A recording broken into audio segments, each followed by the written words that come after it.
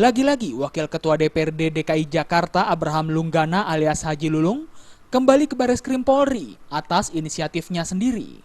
Kali ini Haji Lulung membawa berkas atau bukti lain untuk mempermudah penyidik dalam mengungkap kasus korupsi di pemerintah daerah DKI Jakarta.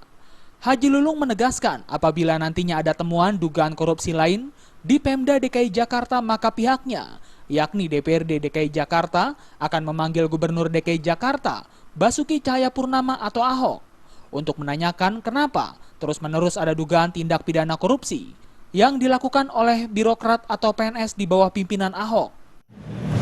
Berkas apa nih Pak? UPS? Ditanya polisi, itu nggak boleh, lain lagi. Itu bisa ditanya sama pihak kepolisian langsung. Saya tidak boleh menjelaskan. Soal apa Pak?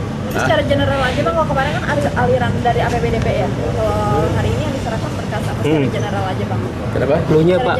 Ya kebutuhan yang ngasih seperti itulah. Ya.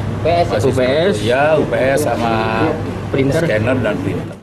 Sementara itu saat disinggung terkait proyek DPRD diawasi Polri, Haji Lulung menyatakan setuju dan siap apabila proyek anggaran DPRD diawasi oleh Polri. Menurutnya hal tersebut merupakan sebuah pencegahan tindak pidana korupsi. Dari Jakarta, Henry Fajariadi melaporkan.